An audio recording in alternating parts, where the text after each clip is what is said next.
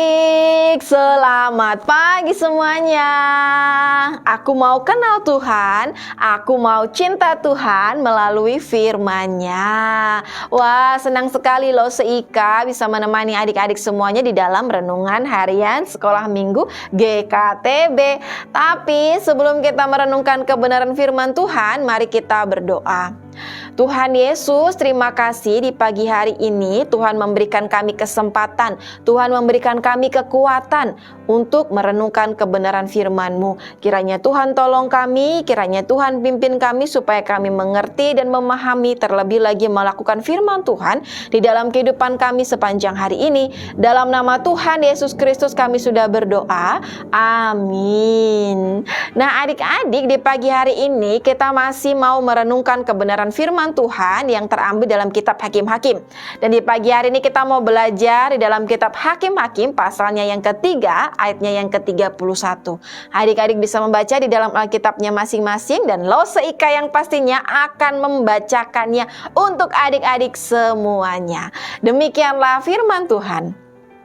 Sesudah dia, bangkitlah Samgar bin Anat. Ia menewaskan orang Filistin dengan tongkat penghalau lembu, 600 orang banyaknya. Demikianlah ia juga menyelamatkan orang Israel.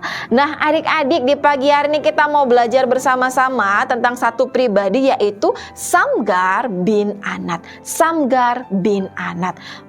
Kira-kira siapa sih ya Samgar bin Anat ini?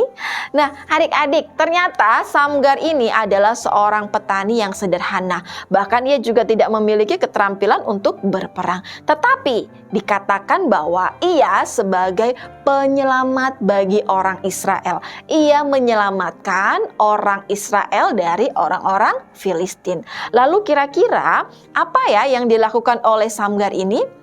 Nah adik-adik, seperti firman Tuhan yang telah kita baca tadi, ternyata Samgar ini menewaskan 600 orang Filistin. Wah, hebat ya adik-adik ya. Nah lebih hebatnya lagi, ternyata Samgar ini menewaskan orang Filistin bukan dengan tembak-tembakan, bukan dengan pistol, bukan dengan pedang, tetapi dengan tongkat penghalau lembu.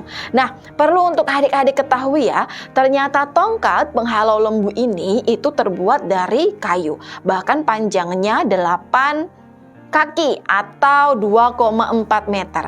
Dan di salah satu ujungnya yaitu terdapat pengaruk besi untuk menyingkirkan lumpur yang menutupi mata baja ketika dipakai. Tetapi Lose mau kasih tahu ada berita yang hebatnya lagi nih adik-adik ya. Tidak hanya ketika Samgar hanya menggunakan penghalau lembu, habis itu bisa menewaskan 600 orang Filistin, tapi ada berita yang lebih hebat lagi, yaitu Tuhan menyertai Samgar. Tuhan menyertai Samgar. Dan inilah yang menjadi kunci keberhasilan Samgar.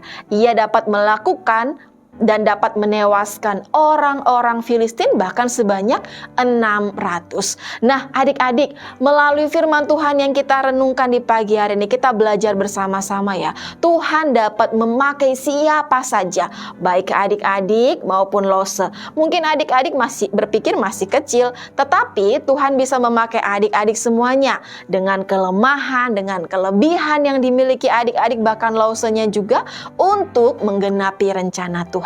Oleh sebab itu kita bersyukur ya, kita punya Tuhan yang hebat, punya Tuhan yang besar, punya Tuhan yang dahsyat. Ketika Tuhan memberikan tugas kepada kita, Tuhan juga menyertai kita. Dan juga Lose terus ingatkan untuk adik-adik semuanya, untuk tetap setia, untuk tetap taat kepada Tuhan, untuk terus berusaha melakukan perintahnya sejak kita masih kecil.